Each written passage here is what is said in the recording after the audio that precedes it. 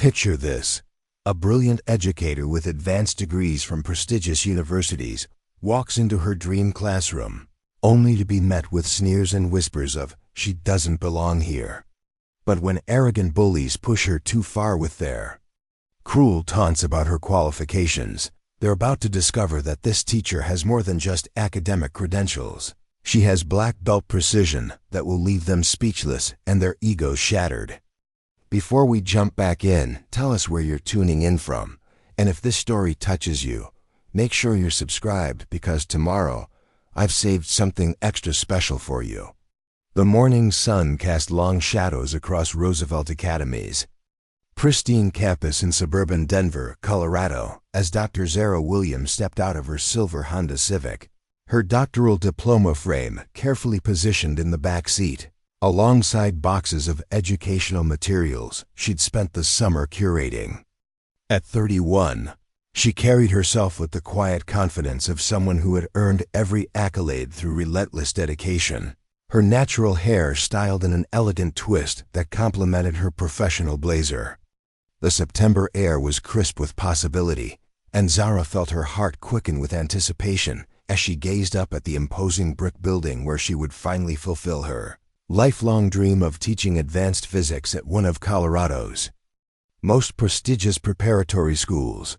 Roosevelt Academy wasn't just any school. It was the kind of institution where senators' children rubbed shoulders with tech moguls' offspring, where a single semester's tuition could buy a luxury car, and where the faculty lounge buzzed with conversations about Ivy League connections and summer homes in Martha's Vineyard.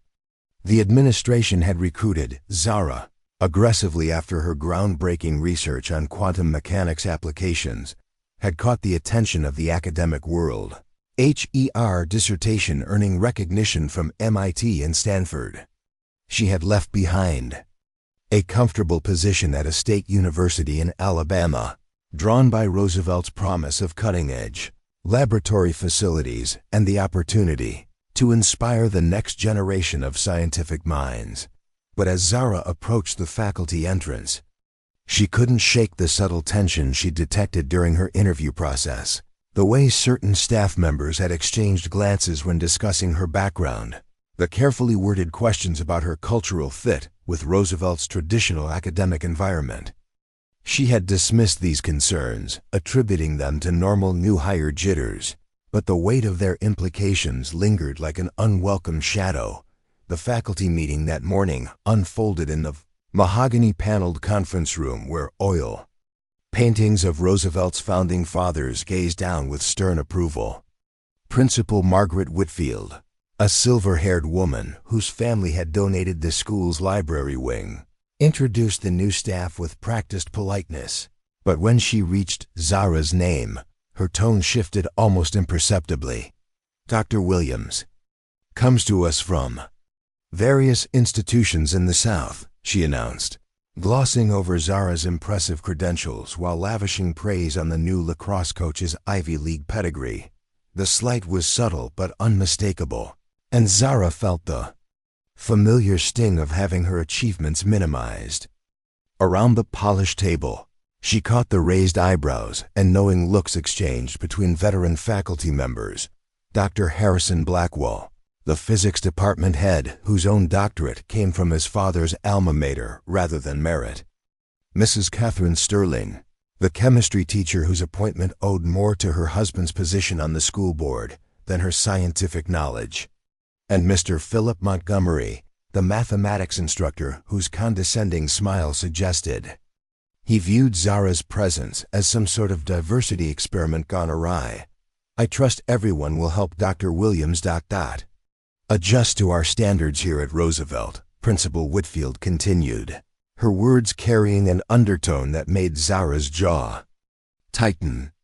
The implication was clear. Despite her doctoral degree, despite her published research, despite her years of teaching excellence, she was somehow suspect, an outsider who needed to prove herself worthy of breathing the same rarefied air as Roosevelt's established faculty. After the meeting, as teachers dispersed to prepare their classrooms, Zara overheard snippets of conversation that confirmed her worst suspicions. Affirmative action hire, whispered Mrs. Sterling to her cronies near the coffee station. Probably got her degree from some online university, chuckled Dr. Blackwell, his voice dripping with disdain.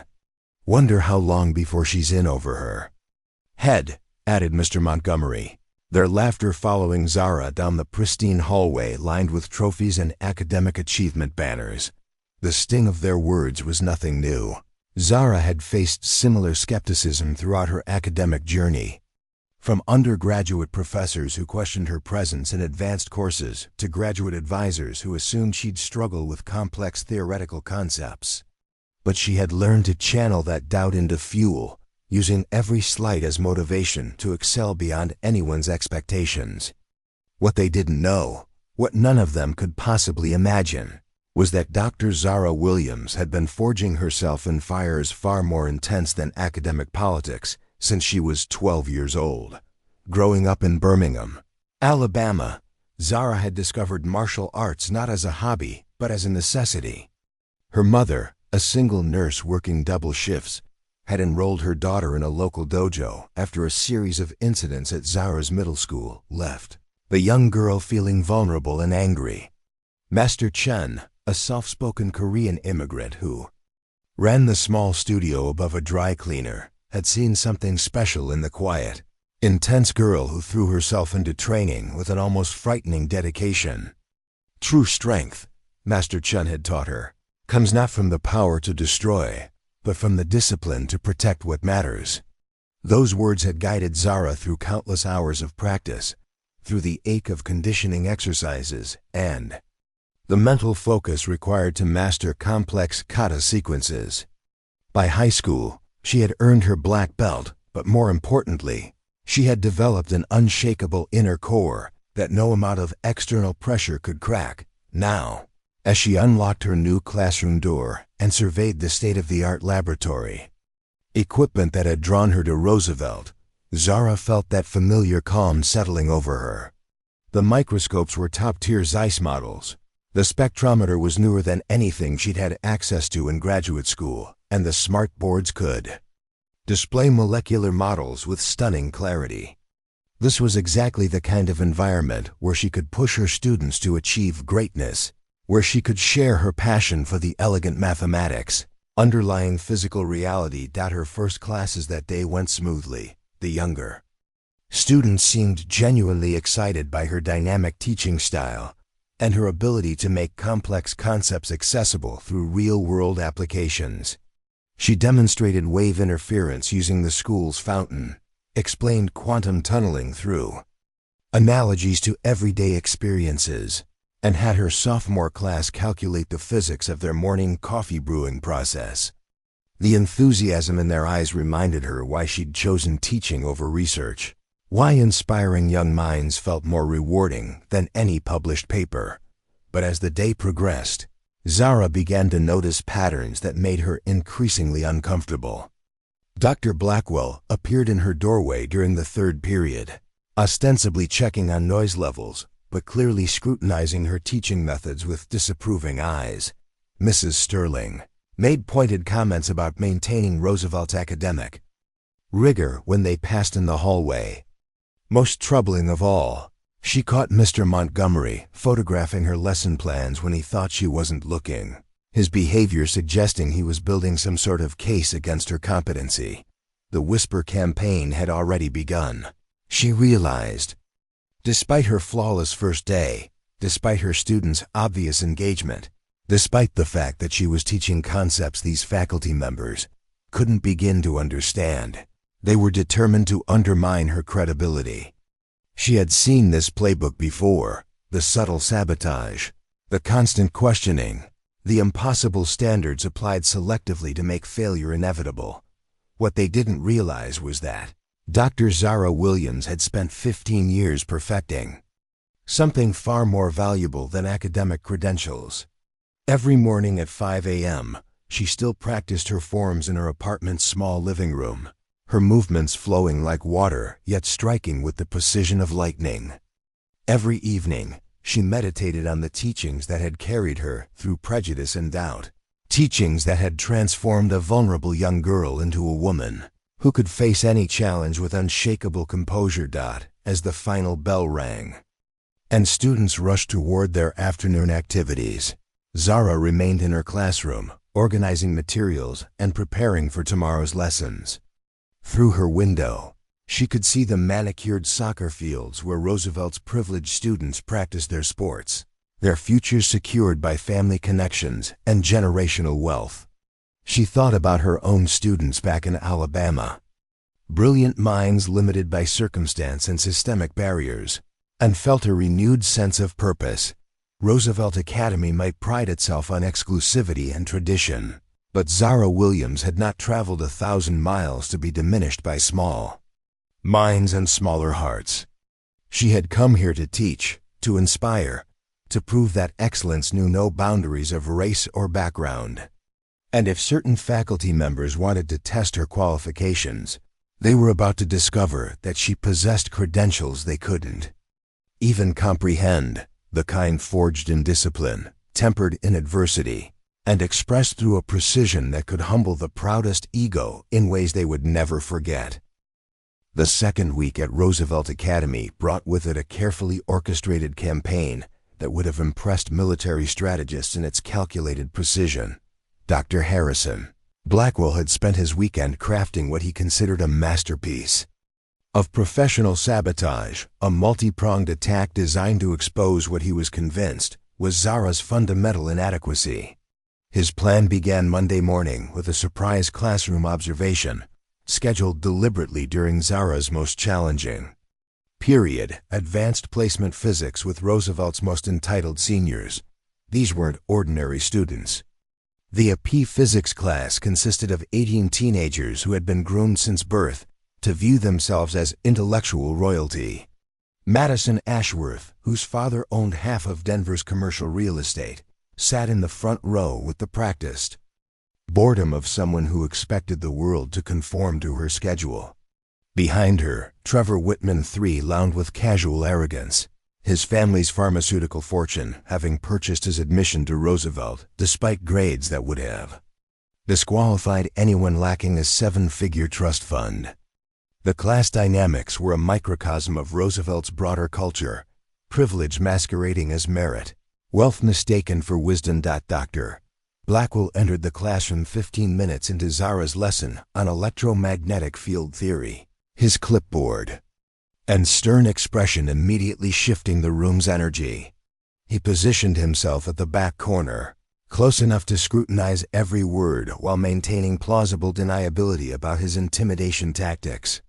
Zara noticed his presence but continued her explanation of Maxwell's equations, her voice steady despite the obvious attempt to rattle her confidence. Now, who can tell me why the curl of the electric field equals the negative time derivative of the magnetic field? Zara asked, her laser pointer highlighting the elegant mathematical relationship on the smartboard.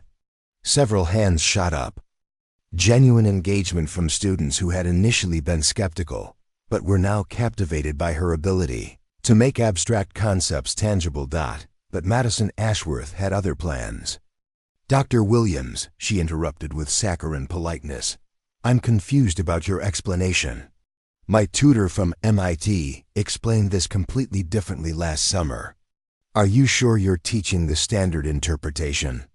The question was loaded with condescension, designed to plant seeds of doubt about Zara's competency while positioning Madison as the arbiter of academic correctness. Trevor joined the ambush with practiced timing. Yeah, my dad's friend who works at NASA said, there's a more advanced way to understand this. Maybe we should stick to the basics since. He let the sentence hang, the implication clear to everyone in the room. Dr. Blackwell's pen moved across his evaluation form, documenting what he would later describe as student concerns about instructional quality. What these conspirators hadn't anticipated was Zara's response. Instead of becoming defensive or backing down, she smiled with the confidence of someone who had mastered material they could barely comprehend. Excellent questions, she replied smoothly. Madison, your MIT tutor was likely discussing the Heaviside-Lorentz formulation, which uses different unit conventions. Trevor, NASA's approach typically involves relativistic corrections for high-velocity applications. Let me show you how all three approaches connect. For the next 20 minutes, Zara delivered an impromptu masterclass that left even Dr. Blackwell speechless. She seamlessly transitioned between mathematical frameworks, demonstrated the historical evolution of electromagnetic theory, and connected advanced concepts to cutting-edge research happening at CERN and other international laboratories.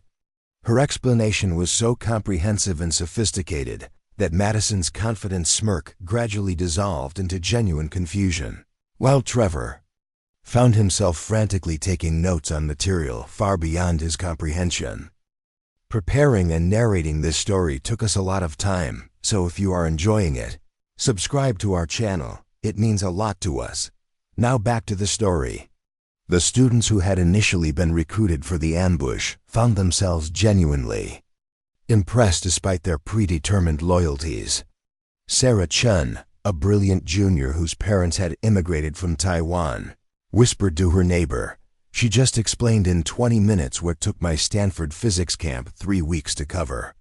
Even some of Roosevelt's most privileged students began to recognize they were witnessing something extraordinary, not just competent teaching, but mastery that transcended their narrow experience of purchased education. Dr. Blackwell left the classroom visibly frustrated, his evaluation form filled with grudging acknowledgments of thorough subject knowledge and student engagement. But rather than admitting his error, he doubled down on his campaign, convincing himself that Zara's performance was somehow artificial, a lucky display that couldn't possibly represent her true capabilities. The escalation continued during Wednesdays faculty meeting, where Dr. Blackwell presented what he termed concerns about instructional alignment. He had prepared a PowerPoint presentation questioning whether Zara's teaching methods matched Roosevelt's time-tested pedagogical standards, conveniently ignoring the fact that her students were demonstrating unprecedented enthusiasm for physics, concepts that traditionally left Roosevelt seniors bored and disengaged. We must consider whether experimental teaching approaches are appropriate for our student population. Dr. Blackwell intoned with the gravity of someone discussing national security. Roosevelt parents expect consistency with established methodologies that have successfully prepared generations of students for elite universities. His coded language was transparent to everyone in the room. This was about undermining Zara's credibility rather than genuine educational concerns, and Mrs. Sterling eagerly supported the attack, sharing anecdotal feedback from parents who were supposedly concerned about their children being confused by unfamiliar concepts. The irony was palpable. These same parents regularly complained that Roosevelt's science program was too conservative and needed modernization, but now suddenly embraced tradition when it served their prejudices. Principal Whitfield found herself in an uncomfortable position. The school board had specifically hired Zara to elevate Roosevelt's academic reputation, and early indicators suggested she was succeeding beyond expectations. Test scores were climbing, students were engaging more actively, and several families had specifically praised the new physics program. But the political pressure from influential faculty members and connected parents created a dilemma that threatened to expose the ugly contradictions underlying Roosevelt's supposed commitment to excellence. The breaking point came during Friday's parent-teacher conference evening, an elegant affair held in Roosevelt's marble-floored atrium where crystal chandeliers cast flattering light on conversations about academic progress. Zara had prepared meticulously for her meetings, creating detailed portfolios showing each student's growth and achievement over their brief time together. She was genuinely excited to share her students' progress with their families, particularly the breakthrough moments when complex concepts suddenly clicked into place. But the evening had been orchestrated as a trap. Mrs. Sterling had spent the week cultivating discontent among certain parents, particularly those whose children had been challenged by Zara's rigorous standards. The narrative being promoted was subtle but poisonous. Suggestions that Zara was experimenting on Roosevelt students, that her methods were unproven, that she might be in over her head at such a prestigious institution. The confrontation began when Robert Ashworth approached Zara's table with his wife Jennifer in tow, their expressions radiating the kind of barely contained fury that only comes from threatened privilege. "Dr. Williams," Robert began, his voice carrying the authority of someone accustomed to immediate deference, "we need to discuss Madison's education. She's been coming home confused and frustrated, saying your teaching doesn't match what she learned in her expensive preparatory programs." Jennifer joined the attack with calculated precision. "We're questioning whether you're qualified to teach at Roosevelt's level. Madison has been accepted to Princeton's early admission program, and we can't afford to have her preparation compromised by experimental methods." The pause before experimental carried volumes of implication, suggesting that Zara's race and background made her inherently suspect, unfit for educating their precious daughter. Other parents began gathering, drawn by the commotion and eager to witness what they sensed would be a public humiliation. Dr. Blackwell appeared as if by magic, his timing too perfect to be coincidental. The circle of spectators grew, their expensive clothing and judgmental expressions creating an atmosphere of entitled hostility that would have intimidated most people.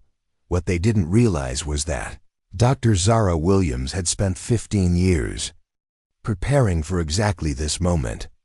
Every dismissive comment, every questioning glance, every suggestion that she didn't belong had been adding fuel to a fire that burned with controlled intensity. Behind her calm exterior, the discipline Master Chun had taught her was calculating distances, measuring angles, and preparing for a response that would shatter their assumptions in ways they couldn't possibly anticipate. The trap had been set. The ambush was in motion, and Zara's tormentors believed they had finally cornered their prey.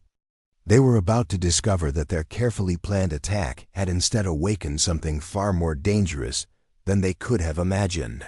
A woman whose qualifications extended far beyond any degree, whose precision had been honed through years of discipline they couldn't comprehend, and whose next move would leave them questioning everything they thought they knew about power, respect, and the true meaning of being qualified. The tension in Roosevelt's marble atrium reached a suffocating crescendo as more parents converged around Zara's table like vultures sensing wounded prey.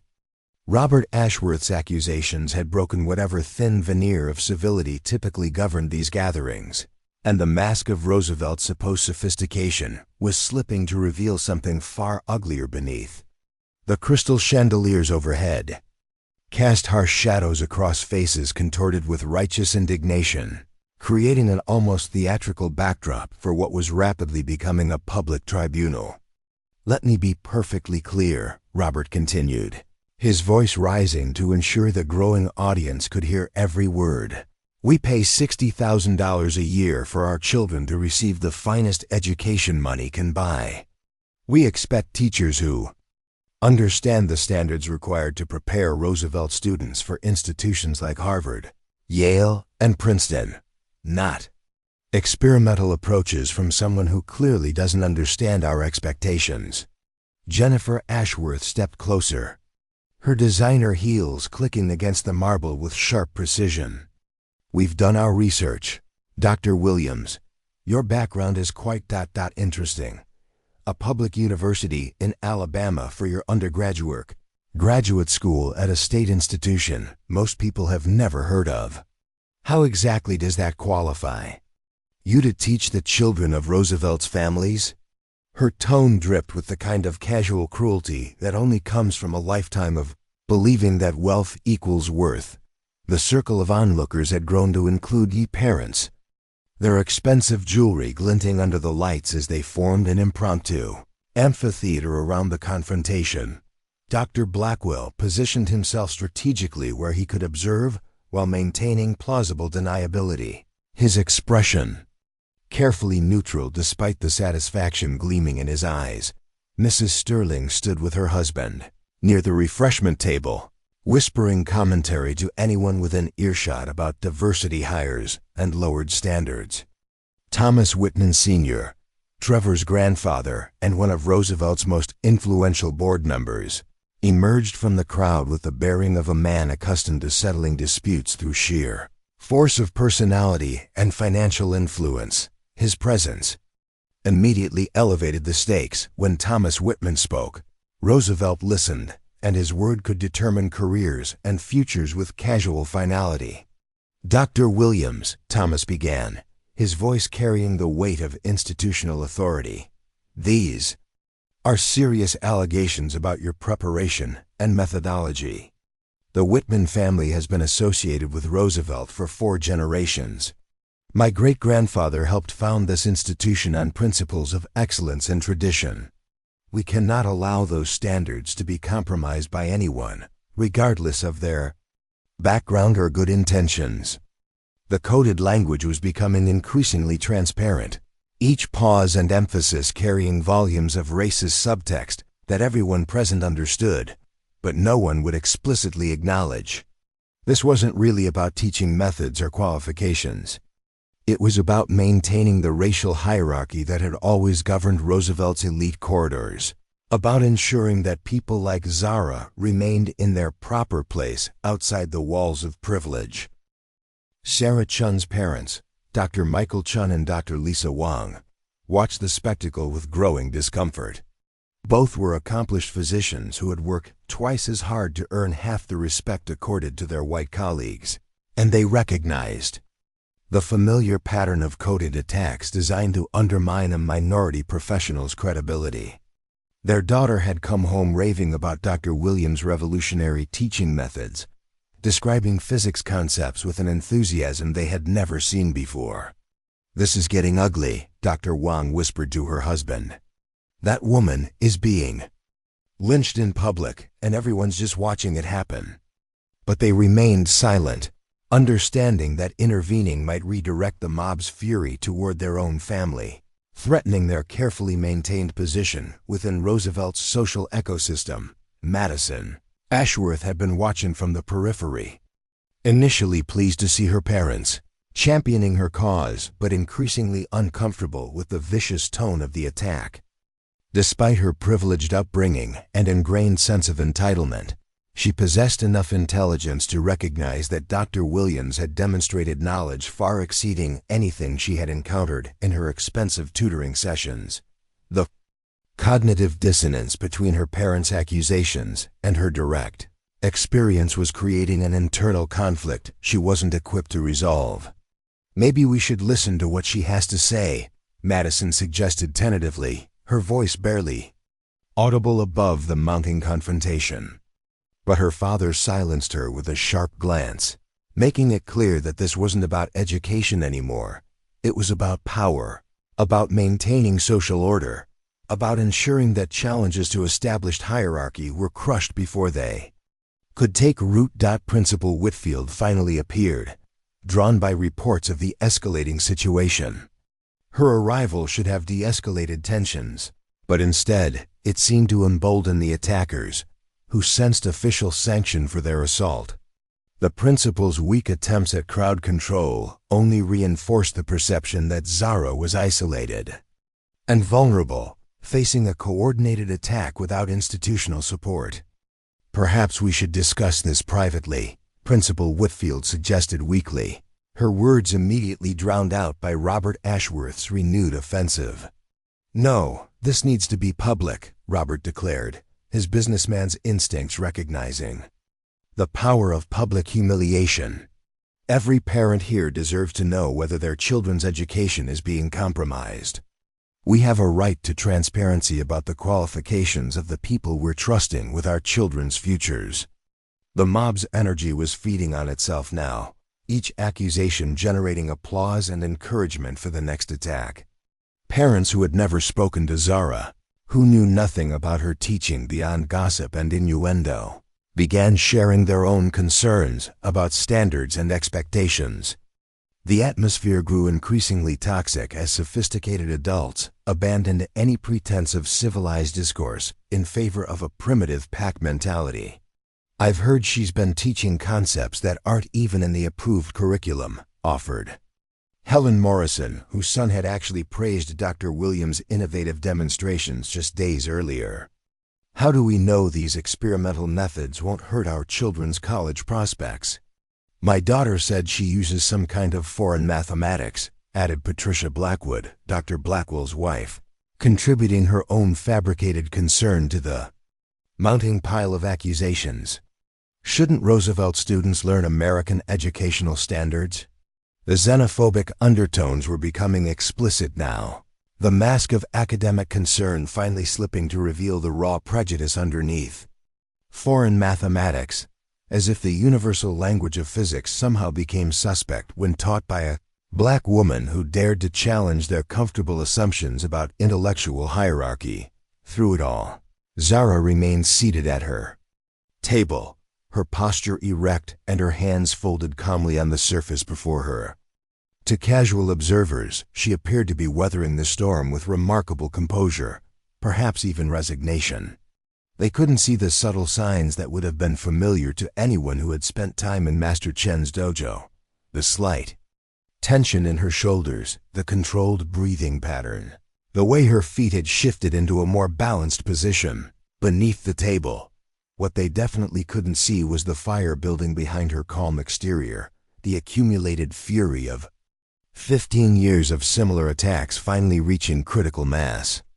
Every dismissive comment about her background, every suggestion that she was unqualified, every implication that her race made her inherently suspect was adding fuel to a flame that had been carefully controlled, but never extinguished at the breaking point came when Trevor Whitman III, emboldened by his grandfather's presence and the mob's energy, stepped forward with the casual cruelty that only comes from a lifetime of unchallenged privilege. "Let's be honest here," he announced with the confidence of someone who had never faced real consequences for his words. "We all know why she was really hired. This isn't about qualifications. It's about checking boxes and looking diverse for the brochures." The silence that followed was absolute. Even the most aggressive parents seemed stunned by the naked racism of the statement, the complete abandonment of even token attempts at coded language. Dr. Blackwell's face went pale as he realized the confrontation had crossed a line that might expose the entire institution to legal liability. But Trevor wasn't finished. Drunk on the attention and approval of the crowd, he pressed forward with the kind of arrogant stupidity that only money can buy. "I mean, seriously, what are her real qualifications? Some papers nobody's heard of? A degree from schools that would barely qualify as community colleges compared to where Roosevelt families go? Face it, she's a diversity hire who's in way over her head." The words hung in the air like a toxic cloud, poisoning the elegant atmosphere of Roosevelt's marble atrium. Every person present understood that a line had been crossed, that the confrontation had moved beyond educational concerns into territory that threatened the institution's carefully maintained reputation for sophisticated discrimination. What none of them realized was that Trevor Whitman III had just signed his own humiliation warrant. Dr. Zara Williams rose slowly from her chair, her movement fluid and controlled, her dark eyes fixed on the arrogant teenager with the kind of focus that Master Chun had taught her to reserve for moments when precision mattered more than mercy. The breaking point had finally arrived, and with it, a reckoning that would shatter more than just one privileged young man's pride. Time seemed to crystallize in the marble atrium as Dr. Zara Williams rose from her chair, her movement possessing the fluid grace of someone whose body had been trained to respond with lethal precision when words become weapons. The expensive murmur of Roosevelt's elite fell silent, replaced by an electric tension that made the crystal chandeliers seem to vibrate with anticipation. Trevor Whitman III stood frozen in the aftermath of his racist declaration, his privileged brain finally registering that he might have pushed too far, but his arrogance prevented him from fully comprehending the magnitude of his error. "Qualifications," Zara repeated softly, her voice carrying across the silent atrium with crystalline clarity. Each syllable was enunciated with the precision of someone who had spent years learning to control not just her body, but every aspect of her presence. "You want to discuss my qualifications, Mr. Whitman?" The formal address landed like a slap across Trevor's face. Here was a teenager who had spent his entire life having adults defer to his family name, his trust fund, his predetermined path, to Ivy League mediocrity, and suddenly he was being treated like the child he actually was, by someone he had just attempted to publicly humiliate. His grandfather Thomas shifted uncomfortably, sensing that the dynamic in the room had fundamentally changed, but not yet understanding how. "Let me share some qualifications you might find interesting," Zara continued, taking a step away from her table. The movement was subtle but significant. She was no longer sitting defensively while attacks rained down upon her. She was standing, claiming space, preparing for something that the assembled crowd couldn't yet fathom. "My undergraduate thesis on quantum field applications was published in the Journal of Theoretical Physics when I was 21. She began, her voice growing stronger with each word. "My master's research on electromagnetic wave propagation earned recognition from the International Physics Society. My doctoral dissertation on particle acceleration mechanics has been cited in over 200 subsequent studies, including research conducted at CERN, MIT, and Princeton." The parents who had been so eager to question her credentials began shifting uncomfortably as the depth of her actual achievements became clear. These weren't participation trophies or diversity awards. These were accomplishments that most of them couldn't even comprehend, much less achieve themselves. "But perhaps," Zara continued, taking another measured step forward, "you're more interested in different kinds of qualifications. The kind that develops character rather than just intellect.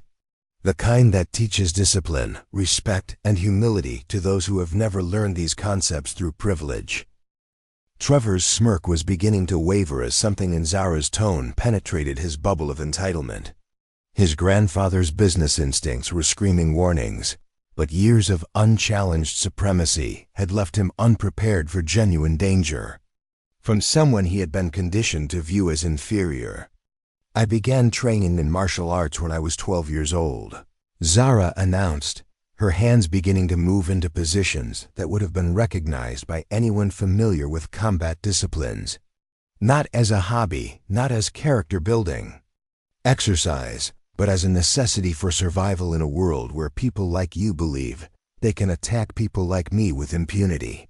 The temperature in the room seemed to drop as parents began realizing they were witnessing something far beyond their comfortable experience of orchestrated social conflicts. This wasn't going to be resolved through financial influence, social pressure, or institutional authority. This had become something primal, personal, and potentially dangerous.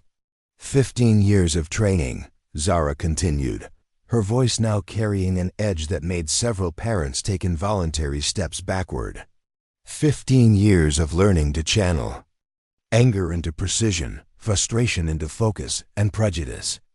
She paused, her dark eyes locking onto Trevor's increasingly pale face, into teachable moments. Madison Ashworth watched in fascination as her parents' confident attack transformed into something resembling panic. Her mother Jennifer, who had been so articulate in questioning Zara's background just moments earlier, now seemed unable to form coherent words. Her father Robert, accustomed to dominating every room he entered, was experiencing the unfamiliar sensation of being completely outmatched by someone he had underestimated. "The real question," Zara said, taking another step that brought her within arm's reach of Trevor, "is whether you're qualified to discuss qualifications with someone who has earned everything she possesses through merit rather than inheritance." Trevor's bravado finally cracked completely. "Look, I didn't mean," he began, his voice cracking with the strain of fear he had never experienced before. "Oh, but you did mean it," Zara interrupted, her tone carrying the authority of someone who had spent years teaching students to take responsibility for their words and actions. "You meant every syllable. You meant to humiliate me in front of this crowd. You meant to reduce my achievements to your racist assumptions. You meant to put me in what you consider my proper place." The assembled parents were now witnessing something unprecedented in their privileged experience. A person of color refusing to be diminished, standing her ground against their collective assault, transforming from victim to victor through sheer force of will and capability they couldn't challenge. "But here's what you didn't mean to do," Zara continued, her body beginning to shift into a stance that anyone with martial arts knowledge would have recognized as preparation for explosive action. "You didn't mean to reveal your own complete lack of qualifications for the respect you demand. You didn't mean to expose your fundamental ignorance about the world beyond your trust fund bubble. And you definitely didn't mean to challenge someone whose qualifications extend far beyond any degree." Thomas Whitman Sr. finally found his voice, his businessman's instincts recognizing that his grandson had created a situation that money couldn't easily fix. "Now see here, this has gone quite far enough, has it?"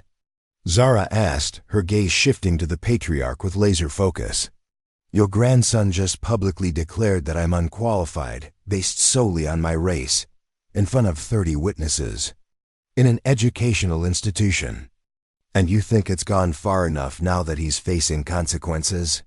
The legal implications were beginning to dawn on Principal Whitfield, who could envision discrimination lawsuits, media attention, and the kind of scandal that could destroy Roosevelt's carefully cultivated reputation.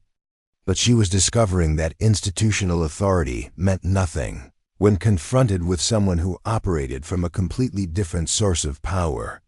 "Perhaps we should all take a step back," Principal Whitfield attempted. "No," Zara said, firmly, her voice cutting through the suggestion like a blade through silk. "We're going to step forward. We're going to address this completely. Right here, right now." Trevor, desperately seeking escape from a situation spiraling beyond his control, made the fatal error of trying to walk away. "Whatever, this is stupid. I don't have to listen to this." That's when Dr. Zara Williams decided to provide a practical demonstration of her qualifications. The movement was so fast that most observers missed the initial motion. One moment Trevor was turning dismissively away, the next he was face to face with Zara's open palm, suspended exactly 1 inch from his nose with the precision of a master craftsman. The karate chop hadn't made contact, but the displacement of air was sufficient to ruffle his carefully styled hair and send his expensive glasses sliding down his face. The technique was called Kaim, the culmination of perfect timing, distance, and control that separated true martial artists from mere brawlers. Master Chun had drilled it into his students as the ultimate expression of disciplined power, the ability to demonstrate devastating capability while maintaining complete restraint. It was a lesson in physics, psychology, and philosophy delivered through a single, perfectly executed motion. The silence that followed was absolute. Trevor stood paralyzed, his brain struggling to process what had just occurred.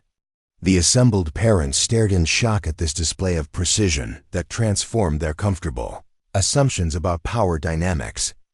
Even Dr. Blackwell's clipboard had slipped from his nerveless fingers to clatter against the marble floor. "Distance equals rate multiplied by time," Zara said conversationally, her hand still suspended in the space Trevor's nose had occupied a millisecond before. "Basic physics, Mr. Whitman. The kind of qualification that allows me to calculate exactly how much force would be required to adjust your attitude, and exactly how much restraint is required to give you a chance to learn from this experience instead." Trevor's legs gave out, and he collapsed into a nearby chair, his face drained of all color as the reality of what had almost happened penetrated his privileged consciousness. His grandfather Thomas stared at Zara with something approaching respect, recognizing in her controlled power something his money could never purchase. The karate chop had lasted less than 3 seconds, but its impact would reverberate through Roosevelt Academy for years to come. Dr. Zara Williams had just redefined the concept of qualification in terms that no amount of privilege, prejudice, or institutional bias could dismiss. The marble atrium of Roosevelt Academy had transformed into something resembling the aftermath of a natural disaster. 30 of Denver's most influential parents stood frozen in various states of shock, their comfortable worldview having been shattered by 3 seconds of controlled precision that had redefined everything they thought they understood about power, respect, and qualifications. The crystal chandeliers above cast the same elegant light as before, but the atmosphere beneath them had fundamentally changed. What had been a space of privileged conspiracy was now charged with an energy that made everyone present acutely aware of their own vulnerability. Trevor Whitman III remained slumped in his chair, his designer clothes disheveled and his face the color of parchment. His grandfather Thomas stood behind him, one weathered hand resting protectively on the young man's shoulder while his sharp business mind calculated the implications of what had just transpired. The patriarch had built his fortune by recognizing when power dynamics shifted, and he was intelligent enough to understand that the confident teenager who had strutted into this confrontation no longer existed. "That," Thomas said quietly, his voice carrying a respect that hadn't been present moments earlier, "was the most impressive display of restraint I've witnessed in 60 years of business and politics." His words cut through the silence like a stone through glass, shattering the spell that had held the assembly captive. But rather than relief, his acknowledgement seemed to deepen the crowd's discomfort. Thomas Whitman Sr. didn't offer compliments lightly, and his recognition of Zara's demonstration carried implications that many parents were still struggling to process. Dr. Michael Chun stepped forward from the periphery, his medical training having allowed him to recognize what others had missed. "The precision required for that technique is extraordinary," he said, addressing the room but looking directly at Zara. "To calculate distance, trajectory, and force with that accuracy while maintaining complete emotional control. That's not something you learn overnight." His wife, Dr. Lisa Wang, nodded in agreement, her own experiences with discrimination finally compelling her to speak. "Sarah has been raving about Dr. Williams' teaching methods for weeks. Perhaps we should have been listening to our children instead of manufacturing problems that don't exist." Their intervention created a crack in the collective hostility that had dominated the evening. Other parents began remembering positive comments their children had made about Zara's classes, observations that had been dismissed or ignored in favor of gossip and predetermined assumptions. The cognitive dissonance was becoming impossible to maintain. The evidence of Zara's competence was overwhelming, but admitting that meant acknowledging their own prejudices and mistakes. "I think," Principal Whitfield began carefully, "we need to schedule individual meetings to discuss any concerns about curriculum or teaching methods. This gathering has clearly gotten out of hand," but Zara Williams wasn't finished. The karate demonstration had been a warning shot, a controlled display designed to shift the power dynamic and create space for genuine dialogue. Now she intended to use that space to address the systemic issues that had created this confrontation in the first place. "No," Zara said firmly, her voice carrying the authority of someone who had just proven her capability in the most dramatic fashion possible. "We're not going to retreat to individual meetings where concerns can be manufactured privately and administrative pressure can be applied quietly. We're going to address this publicly, right here, right now." She turned to face the assembled parents, her posture erect and her gaze unwavering. The woman who had been sitting defensively at her table 30 minutes earlier had been replaced by someone who commanded the room through sheer force of presence and demonstrated competence. "You want to discuss qualifications?" Zara continued. "Then let's discuss all of them. Not just mine, but yours. Mr. Ashworth, what qualifies you to evaluate educational methodology? Mrs. Sterling, what pedagogical training gives you authority to question curriculum decisions? Dr. Blackwell, when was the last time you published original research or contributed anything meaningful to the field of physics, beyond institutional politics?" The questions landed like precision strikes, each one exposing the hollowness of the authority her attackers claimed. Robert Ashworth's wealth couldn't answer questions about education. Mrs. Sterling's social connections provided no insight into effective teaching. Dr. Blackwell's administrative position masked years of academic stagnation that had left him threatened by genuine innovation. Madison Ashworth watched this transformation with growing fascination. The confident woman, systematically dismantling her parents' arguments, bore no resemblance to the victim they had expected to intimidate. This was someone who had earned respect through achievement rather than inheritance, who commanded authority through competence rather than connections.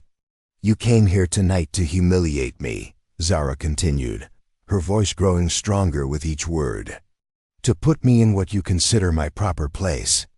To maintain the comfortable fiction that your children's mediocrity represents excellence, that your purchased privileges constitute qualifications, that your prejudices reflect reality." The accuracy of her analysis was devastating because it was undeniable. Every parent present had arrived expecting to witness Zara's professional destruction, to participate in a ritualistic expulsion that would restore their comfortable hierarchy. Instead, they had been forced to confront their own limitations and the arbitrary nature of the power they had taken for granted. Sarah Chun had been watching from near the refreshment table, her teenage mind processing implications that many adults were still struggling to accept.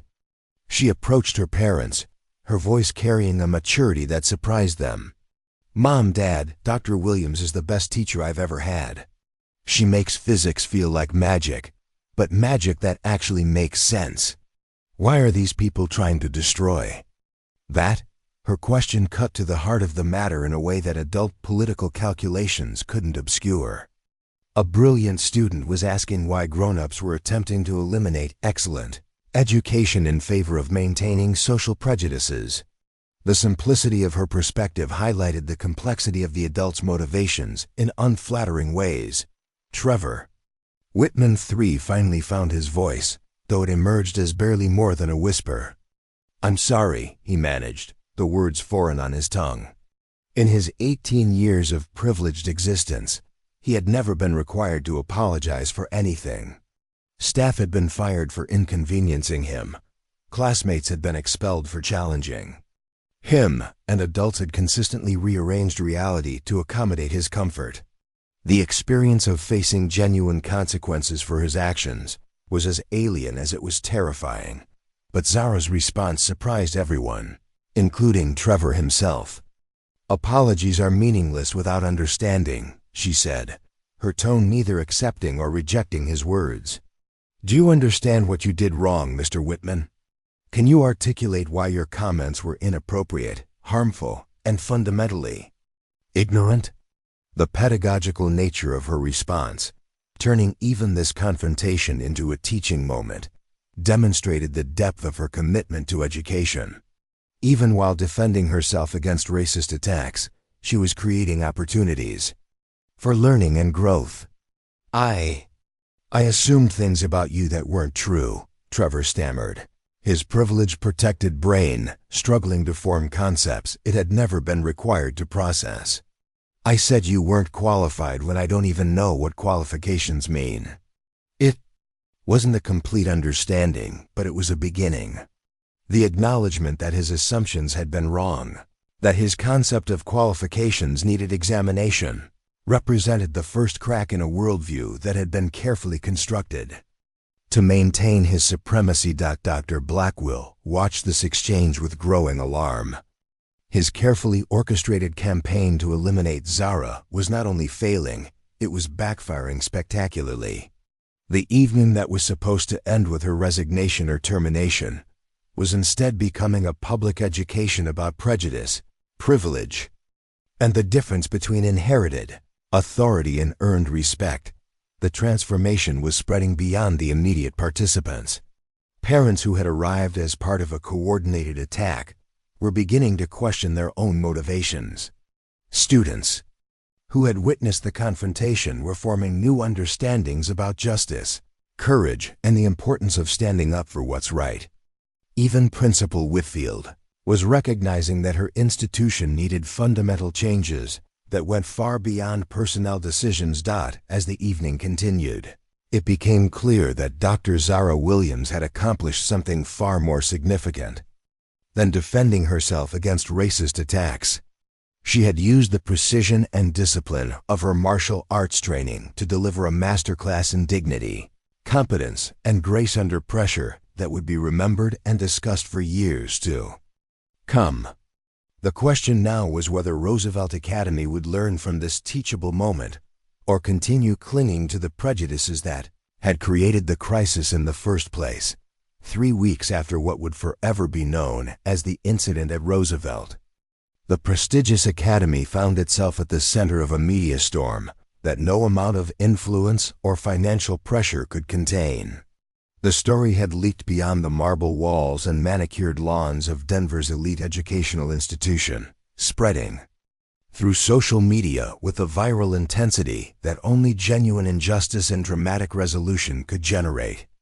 What began as a local controversy had transformed into a national conversation about privilege, prejudice, and the true meaning of qualification in American education. The first crack in Roosevelt's carefully maintained facade appeared when Dr. Michael Chun, emboldened by his daughter Sarah's passionate advocacy for Dr. Williams, submitted a formal complaint to the Colorado Department of Education, detailing the discriminatory treatment he had witnessed.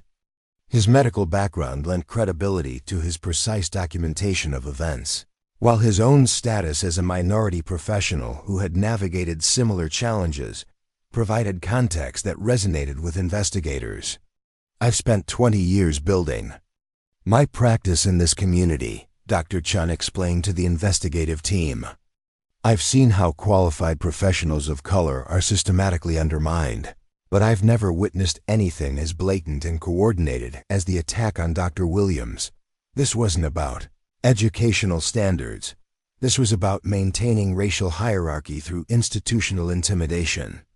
The investigation that followed revealed a pattern of discrimination that went far beyond the parent-teacher conference confrontation.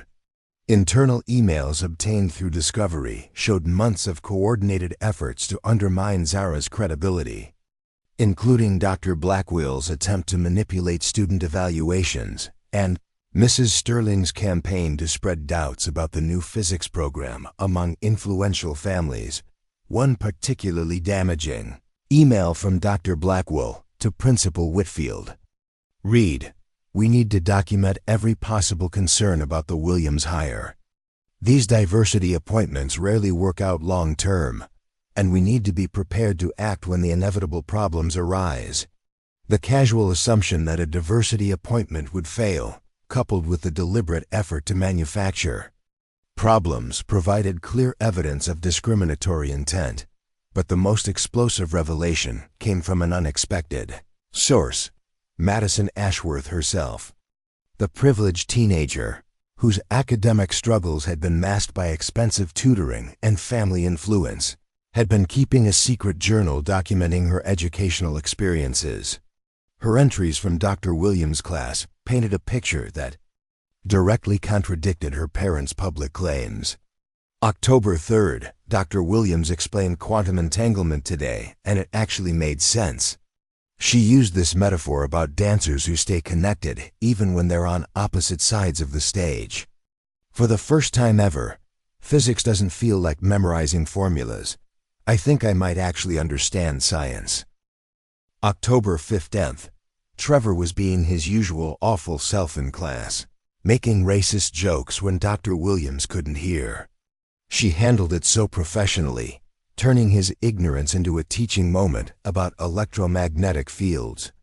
"I'm starting to realize how much damage our privilege does to other people." October 22nd, "My parents are planning something horrible. They think Dr. Williams isn't qualified because she's black. They don't care that she's the best teacher I've ever had.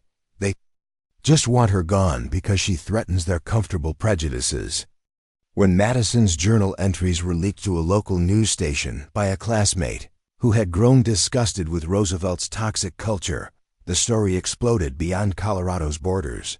National education correspondence descended on Denver, drawn by a narrative that perfectly encapsulated America's ongoing struggles with racial equality in elite institutions. The media attention brought unexpected allies to Zara's cause. Dr. Patricia Monroe, a renowned physicist from the University of Colorado who had followed Zara's research for years, publicly defended her colleagues' qualifications in a series of television interviews that went viral across academic social media. Dr. Williams isn't just qualified, she's extraordinary, Dr. Monroe declared on CNN. Her work on electromagnetic field applications has influenced research at institutions worldwide. The suggestion that she's unqualified reveals more about her critics' ignorance than her capabilities. These are people who couldn't solve a basic calculus problem, questioning someone whose mathematical models are being used to design the next generation of particle accelerators. The scientific community's rallying to Zara's defense created a new dynamic that Roosevelt's administration hadn't anticipated. Suddenly, attacking her qualifications meant challenging the judgment of Nobel laureates, MacArthur Fellowship recipients, and researchers from institutions far more prestigious than Roosevelt Academy. The very credentials they claimed to value were being deployed against them. Meanwhile, inside Roosevelt's classrooms, a quiet revolution was taking place. Students who had witnessed Zara's demonstration of controlled power and principled courage began applying those lessons to their own lives. Sarah Chun organized a student diversity committee that began documenting microaggressions and discriminatory treatment throughout the school. Trevor Whitman III, profoundly changed by his encounter with genuine consequence, became an unlikely ally in exposing the toxic culture he had previously embodied. "I used to think my money and family name made me special," Trevor wrote in an essay for the school newspaper that his grandfather initially tried to suppress. "Dr. Williams taught me that real specialness comes from what you achieve through your own effort and how you treat other people. I spent my whole life being cruel because I could get away with it. She showed me that just because you can do something doesn't mean you should." The essay's publication created another media sensation, with major networks featuring segments about privilege, accountability, and the potential for genuine change among America's elite youth. Trevor's transformation from entitled bully to thoughtful advocate became a powerful symbol of possibility that resonated far beyond Roosevelt's gates. But the most significant ripple effect was occurring within Zara herself. The confrontation that could have ended her career had instead crystallized her understanding of her own power and purpose. She began developing a comprehensive program that combined rigorous academic instruction with character education, using martial arts principles to teach discipline, respect, and the difference between strength and intimidation. Traditional martial arts training emphasizes that true power comes from restraint. Zara explained to a gathering of education professionals who had traveled to Denver to observe her innovative methods. "My students learn physics and philosophy simultaneously, understanding that the same principles governing electromagnetic fields also govern human interactions. Force creates equal and opposite reactions, whether we're discussing Newton's laws or social dynamics." Her integration of scientific principles with character development created a pedagogical approach that attracted attention from education reformers nationwide. The Roosevelt incident, as it came to be known in academic circles, had inadvertently launched a new educational philosophy that emphasized competence, integrity, and disciplined excellence over inherited privilege. Principal Whitfield found herself facing pressure from multiple directions. The school board, initially supportive of the faculty's discriminatory campaign, was now demanding accountability as legal liability mounted and public relations disasters multiplied. Several major donors had withdrawn support, uncomfortable with being associated with an institution that had become synonymous with elite racism. Most damaging of all, Competing preparatory schools were actively recruiting Roosevelt's most qualified faculty and promising families. Educational environments free from the toxic dynamics that had been exposed. The investigation's preliminary findings were leaked to the Denver Post, revealing a systematic pattern of discrimination that extended far beyond Zara's case. The school had a documented history of creating hostile environments for minority employees, manipulating evaluation processes to justify predetermined terminations, and using subtle intimidation tactics to maintain racial homogeneity among staff and students. Roosevelt Academy has operated like a private country club disguised as an educational institution, the lead investigator told reporters. The evidence suggests a coordinated effort to exclude qualified professionals based on race, while maintaining plausible deniability through fabricated concerns about standards and qualifications. As the scandal continued to unfold, Zara received offers from universities and educational institutions across the country, recognizing that her exceptional qualifications were no longer in question. But rather than fleeing Roosevelt for more welcoming opportunities, she chose to remain and fight for systemic change. The karate demonstration that had shocked Denver's elite had been just the beginning of a much larger battle for the soul of American education. The ripple effects of 3 seconds of controlled precision were still spreading, touching lives and changing perspectives in ways that would reshape not just Roosevelt Academy, but the broader conversation about merit, prejudice, and the courage required to challenge entrenched systems of discrimination. Dr. Zara Williams had proven her qualifications beyond any reasonable doubt, but more importantly, she had demonstrated that sometimes the most powerful response to institutional racism is the disciplined application of truth, competence, and unwavering dignity. 6 months after the confrontation that changed everything, Roosevelt Academy bore little resemblance to the institution that had once prided itself on exclusivity, masked as excellence. The marble atrium where Dr. Zara Williams had demonstrated the true meaning of qualifications now hosted weekly diversity workshops, mentorship programs, and community forums designed to bridge the gap between privilege and purpose. The crystal chandeliers that had cast harsh shadows during that fateful evening now illuminated genuine conversations about equity, achievement, and the responsibility that comes with opportunity. The transformation had not come easily or without resistance. The Colorado Department of Education's investigation had resulted in sweeping changes mandated at the state level, including the removal of Principal Whitfield and Dr. Blackwell, comprehensive sensitivity training for all faculty, and the implementation of transparent hiring and evaluation processes. Mrs. Sterling had quietly resigned rather than face public scrutiny of her role in the discriminatory campaign, relocating to a private school in another state where her husband's connections could provide fresh camouflage for old prejudices. But the most profound changes were occurring at the human level, in the daily interactions between students, faculty, and families who were learning to navigate relationships based on mutual respect rather than inherited hierarchy.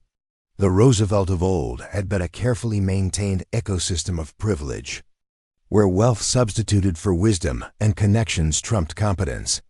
The new Roosevelt was becoming something unprecedented, an elite institution that actually valued excellence over exclusivity. Dr. Zara Williams had emerged from the controversy not as a victim seeking vindication, but as a transformational leader, whose vision extended far beyond personal justice. Her precision teaching methodology, developed through the integration of martial arts principles with advanced pedagogical theory, had attracted international attention from educators seeking to replicate her remarkable results. The program emphasized disciplined excellence, respectful discourse, and the kind of controlled power that could elevate rather than intimidate. True mastery in any field requires the same fundamental principles, Zara explained to a delegation of Japanese educators who had traveled to Denver to study her methods. Whether we're discussing quantum mechanics or human relationships, success depends on understanding forces, calculating consequences, and applying precise action at exactly the right moment. My students learn physics through the lens of personal development, and they develop character through the study of natural laws. Her advanced placement physics classes had become legendary throughout Colorado's educational community.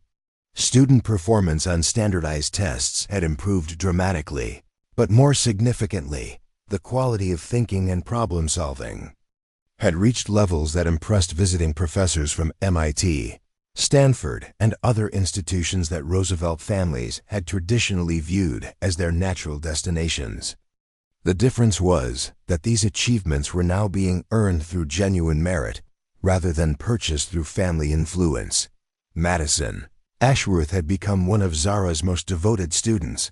Her transformation from entitled princess to serious scholar representing the kind of change that money couldn't buy, but discipline could create. Her parents, initially resistant to their daughter's new trajectory, had gradually recognized that she was developing into someone far more impressive than their wealth and connections had ever produced. "Dr. Williams saved my life," Madison wrote in her college application essay to Stanford, which she was pursuing based on her own achievements rather than family legacy. "Not in some dramatic rescue scene, but by showing me that intelligence and character are gifts we give ourselves through effort, not entitlements we inherit through birth. She taught me that real privilege comes from the ability to make a positive difference in the world, not from the power to avoid consequences for our actions." The essay had moved her interviewer to tears and secured her admission based purely on merit, a concept that would have been foreign to Madison, who had once questioned Zara's qualifications. Her acceptance letter had included a personal note from the admissions director. "Your transformation narrative demonstrates exactly the kind of growth mindset we value at Stanford. We look forward to seeing how you'll use your education to serve others." Trevor Whitman III's journey had been even more dramatic, his privileged foundation having been more thoroughly shattered by his encounter with genuine accountability. The young man who had once believed his family name qualified him for automatic respect had spent months in intensive counseling, working to understand the psychological mechanisms that had made him cruel and learning to find identity through contribution rather than dominance. His grandfather Thomas had initially tried to shield him from consequences, hiring expensive lawyers and PR specialists to minimize the fallout from his racist comments. But Trevor himself had insisted on taking full responsibility, recognizing that his privilege had protected him from learning essential lessons about human dignity and mutual respect. "I want to earn back the right to be respected," Trevor announced at a school assembly where he publicly apologized for his behavior and outlined his plan for making amends. "Dr. Williams could have destroyed me that night. She had every right to respond to my racist attack with overwhelming force. Instead, she gave me a chance to learn and grow. I'm going to spend the rest of my life proving worthy of that gift." His commitment to change had led him to volunteer at inner-city schools, tutoring disadvantaged students in mathematics and science, while learning about perspectives that his privilege had previously obscured. The experience had been humbling and transformative, teaching him that real strength came from lifting others up rather than putting them down. The legal implications of the Roosevelt incident had extended far beyond individual consequences. The discrimination lawsuit filed on Zara's behalf had resulted in a landmark settlement that included not only financial compensation but also structural reforms designed to prevent similar abuses at elite institutions throughout Colorado. The case had established important precedents about hostile work environments, racial harassment, and the responsibility of educational institutions to protect qualified professionals from discriminatory attacks. More importantly, the publicity surrounding the case had inspired similar challenges at exclusive schools across the nation. The Roosevelt effect became a term used by civil rights attorneys to describe situations where elite institutions were forced to confront their discriminatory practices through public exposure and legal accountability. Dozens of schools were implementing new policies designed to prevent the kind of systematic harassment that Zara had endured. Dr. Patricia Monroe, the University of Colorado physicist who had defended Zara during the media storm, had become a close collaborator in developing educational programs that combined rigorous academic content with character development. Their partnership had resulted in a series of innovative curricula that were being adopted by schools, seeking to prepare students for an increasingly complex and interconnected world. Traditional education often treats academic achievement and moral development as separate domains. Dr. Monroe explained at a national education conference where she and Zara were presenting their joint research.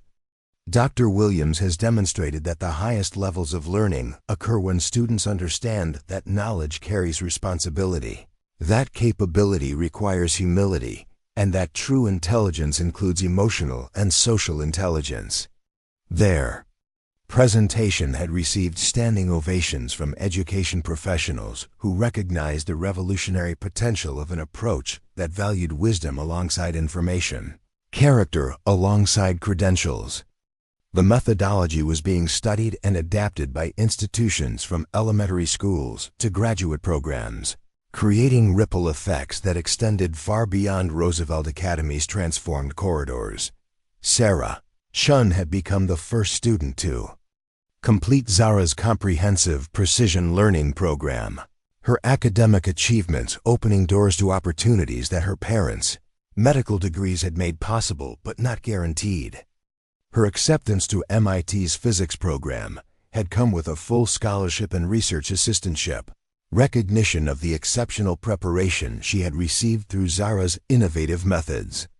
Dr. Williams taught me that being Asian American in STEM fields means I have a responsibility to open doors for others who face similar challenges. Sarah explained to a gathering of minority students considering careers in science and engineering. Excellence isn't about being better than other people. It's about being better than you were yesterday, and using that improvement to help others reach their potential.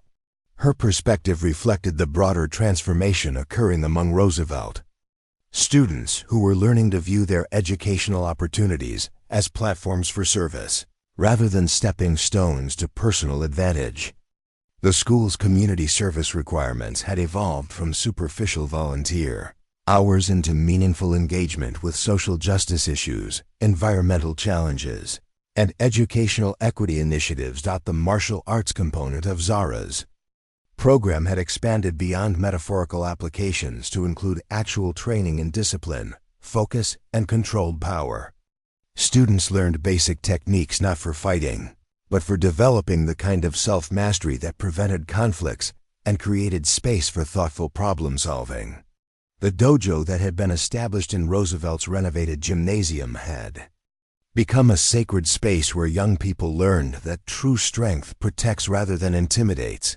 Master Chun, Zara's original instructor who had traveled from Birmingham to observe the program, had been moved to tears by what he witnessed.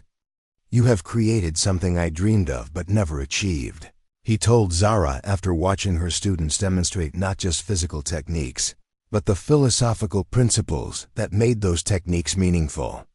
"These young people understand that martial arts is about building character, not breaking opponents." The success of Roosevelt's transformation had attracted attention from international education officials, seeking to understand how elite institutions could maintain high standards while eliminating discriminatory practices. Delegations from private schools in England, France, and Germany had visited Denver to study the changes, recognizing that the challenges Roosevelt had faced were not unique to American education. Dr. Williams had been invited to address the International Conference on Educational Equity in Geneva, where her presentation on precision teaching had been translated into 7 languages and distributed to education ministries worldwide. The girl from Birmingham who had faced skepticism about her qualifications was now recognized as a global authority on transforming elite education systems. But perhaps the most meaningful recognition had come from her students themselves. At the end of her first full academic year at Roosevelt, they had surprised her with a ceremony that honored not just her professional achievements, but her personal courage in standing up to institutional discrimination. The speech delivered by Madison Ashworth on behalf of the student body had captured the essence of what Zara had accomplished. "Dr. Williams, you came to Roosevelt as our teacher, but you became our hero. Not because you could have hurt people who were hurting you, but because you chose to heal instead. You showed us that real power comes from helping others discover their own strength, that true qualifications can't be measured by where you went to school or how much money your family has, and that the highest form of excellence is using your gifts to make the world more just and beautiful." The ceremony had been covered by national media, but Zara's response had been characteristically humble and focused on continuing progress rather than celebrating achievements. "This transformation belongs to all of us," she had said. "Every student who chose growth over comfort, every parent who questioned their assumptions, every colleague who decided to do better. We've all been learning together." As Roosevelt Academy concluded its most successful academic year in decades, with record college acceptances earned through merit rather than manipulation, Dr. Zara Williams reflected on the journey that had brought her from that first confrontational evening to this moment of institutional transformation. The karate demonstration that had shocked Denver's elite had lasted 3 seconds, but its implications would continue reshaping lives for generations. Standing in her classroom after the final exam, surrounded by thank you notes from students whose perspectives had been permanently altered, Zara remembered Master Chun's teaching about true strength protecting what matters. She had protected not just her own dignity that night, but the principle that qualifications should be measured by competence and character rather than privilege and prejudice. The late afternoon sun streamed through windows that had once looked out on an institution resistant to change, now illuminating a school where excellence was defined by contribution rather than exclusion. Roosevelt Academy had been transformed from a monument to inherited advantage into a model of earned achievement, from a preserve of privilege into a laboratory for justice. Dr. Zara Williams had proven her qualifications beyond any reasonable doubt, but more importantly, she had redefined what qualifications meant for an entire generation of students who would carry her lessons into a world desperately in need of leaders who understood that true power serves truth, that real strength protects the vulnerable, and that the highest qualification any person can possess is the disciplined wisdom to make their corner of the world more just, more beautiful, and more worthy of the next generation's trust. The story that began with racist attacks on a qualified teacher's credentials had evolved into something far more significant, a masterclass in transformation, redemption, and the revolutionary power of refusing to accept discrimination as inevitable. 3 seconds of controlled precision had unleashed changes that would continue rippling through lives, institutions, and communities for decades to come, proving that sometimes the most powerful response to injustice is the disciplined application of excellence, dignity, and unwavering commitment to what's right. Up next, you've got 2 more standout stories right on your screen.